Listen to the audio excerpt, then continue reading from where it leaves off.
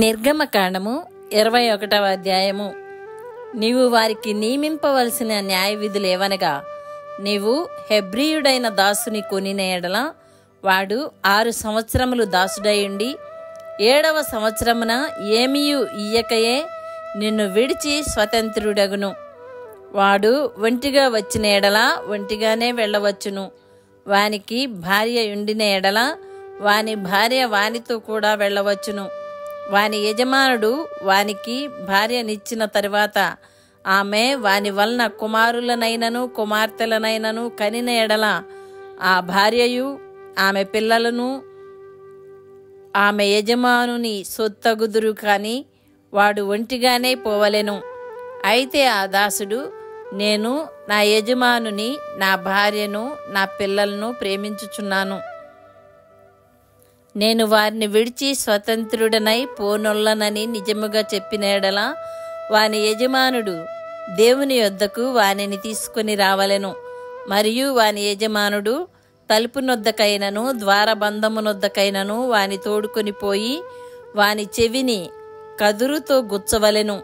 తరువాత వాడు నిరంతరము వానికి దాసుడైయుండును. ఒకడు తన కుమార్తెను దాసిగా అమ్మిన ఎడల దాసులైన పురుషులు వెళ్ళిపోవునట్లు అది వెళ్ళిపోకూడదు. దానిని ప్రదానము చేసుకొనిన యజమానుని దృష్టికి అది ఇష్టురాలు కాని ఎడల అది విడిపింపబడినట్లు అవకాశమునియ్యవలెను. దాని వంచినందున అన్యజనులకు దానిని అమ్ముటకు వానికి అధికారం లేదు. తన కుమారునికి దాని ప్రదానము చేసిన ఎడల కుమార్తెల విషయమైన న్యాయ విధిని బట్టి దాని ఎడల జరిగింపవలెను. ఆ కుమారుడు వేరొక దాని చేర్చుకొనినను మొదటి దానికి ఆహారమును వస్త్రమును సంసార ధర్మమును తక్కువ చేయకూడదు. ఈ మూడును దానికి కలుగజేయని ఎడల అది ఏమీయూ ఇయ్యక స్వతంత్రురాలైపోవచ్చును. నరుని చావగొట్టిన వానికి నిశ్చయముగా మరణశిక్ష విధింపవలెను. అయితే వాడు చంపవలనని పొంచి ఉండకయే దైవికముగా వాని చేత ఆ హత్య జరిగిన ఎడల వాడు పారిపోగల ఒక స్థలమును నీకు నిర్ణయించెదను. అయితే ఒకడు తన పొరుగువాని మీద దౌర్జన్యముగా వచ్చి కపటముగా చంపలేచిన ఎడల వాడు నా బలిపీఠమును ఆశ్రయించినను వాని లాగివేసి చంపవలెను. తన తండ్రినైనను తల్లినైనను కొట్టువాడు నిశ్చయముగా మరణశిక్ష నొందును. ఒకడు నరుని దొంగిలించి అమ్మినను తన యొద్ద ఉంచుకునినను వాడు నిశ్చయముగా మరణశిక్ష నొందును. తన తండ్రినైనను తల్లినైనను శపించువాడు నిశ్చయముగా మరణశిక్ష నొందును. మనుషులు పోట్లాడుచుండగా ఒకడు తన పొరుగువానిని రాతితోనైనను పిడికిటితోనైనను గుద్దుట వలన వాడు చావక మంచము మీద పడియుండి తరువాత లేచి తన చేతికర్రతో బయటికి వెళ్ళి తిరుగుచుండిన ఎడల వాని కొట్టిన వానికి శిక్ష విధింపబడదు గాని అతడు పని చేయలేని కాలమునకు తగిన సొమ్ము ఇచ్చి వాడు అతనిని పూర్తిగా బాగు చేయింపవలెను.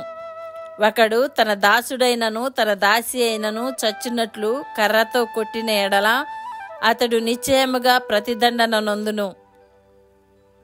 అయితే వాడు 1-2 దినములు బ్రతికిన ఎడల ఆ ప్రతిదండన అతడు పొందడు.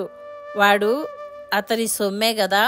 నరులు పోట్లాడుచుండగా గర్భవతి అయిన స్త్రీకి దెబ్బ తగిలి ఆమెకు గర్భపాతమే గాక మరి ఏ హానియు రాని ఎడల హాని చేసినవాడు ఆ స్త్రీ పెనిమిటి వాని మీద మోపిన నష్టమును అచ్చుకొనవలెను. న్యాయాధిపతులు తీర్మానించినట్లు దాని చెల్లింపవలెను. హాని కలిగిన ఎడల నీవు ప్రాణమునకు ప్రాణము, కంటికి కన్ను, పంటికి పళ్ళు, చేతికి చెయ్యి, కాలికి కాలు, వాతకు వాత, గాయమునకు గాయము, దెబ్బకు దెబ్బయు నియమింపవలెను. ఒకడు తన దాసుని కన్నైనను తన దాసి కన్నైనను పోగొట్టిన ఎడల ఆ కంటి హానిని బట్టి వారిని స్వతంత్రునిగా పోనీయవలెను. వాడు తన దాసుని పల్లైనను తన దాసి పల్లైనను ఊడగొట్టిన ఎడల ఆ పంటి నిమిత్తము వారిని స్వతంత్రులుగా పోనీయవలెను. ఎద్దు పురుషునైనను స్త్రీనైనను చావ పొడిచిన ఎడల నిశ్చయముగా రాళ్లతో ఆ ఎద్దును చావ కొట్టవలెను. దాని మాంసమును తినకూడదు. అయితే ఆ ఎద్దు యజమానుడు నిర్దోషియగును. ఆ ఎద్దు అంతకు ముందు పొడుచున్నది అని దాని యజమానునికి తెలుపబడినను వాడు దాని భద్రము చేయకుండుట వలన అది పురుషునైనను స్త్రీనైనను చంపిన ఎడల ఆ ఎద్దును రాళ్లతో చావగొట్టవలెను. దాని యజమానుడు మరణశిక్ష నొందవలెను. వానికి పరిక్రయ ధనము నియమింపబడిన ఎడల వానికి నియమింపబడిన అన్నిటి ప్రకారము తన ప్రాణ విమోచన నిమిత్తము ధనము చెల్లింపవలెను. అది కుమారుని పొడిచినను కుమార్తెను పొడిచినను ఈ విధి చొప్పున అతడు చేయవలెను. ఆ ఎద్దు దాసునినైనను పొడిచిన ఎడల వారి యజమానునికి 30 తులముల వెండి చెల్లింపవలెను. మరియు ఆ ఎద్దును రాళ్లతో చావకొట్టవలెను. ఒకడు గోతి మీది కప్పు తీయుట వలన లేక ఒకడు గొయ్యి త్రవ్వి దాని కప్పకపోవుట వలన దానిలో ఎద్దైనను గాడిద అయినను పడిన ఎడల ఆ గోతి కామందులు ఆ నష్టమును అచ్చుకొనవలెను. వాటి యజమానునికి సొమ్ము ఇయ్యవలెను. చచ్చినది వాని దగును. ఒకని ఎద్దు వేరొకని ఎద్దు చచ్చున్నట్లు దాని పొడిచిన ఎడల బ్రతికియున్న ఎద్దును అమ్మి దాని విలువను పంచుకొనవలెను. చచ్చిన ఎద్దును పంచుకొనవలెను. అయితే అంతకు ముందు ఆ ఎద్దు పొడుచున్నది అని తెలియబడియు దాని యజమానుడు దాని భద్రము చేయని వాడైతే వాడు నిశ్చయముగా ఎద్దుకు ఎద్దునియ్యవలెను. చచ్చినది వాని దగును. ఆమేన్.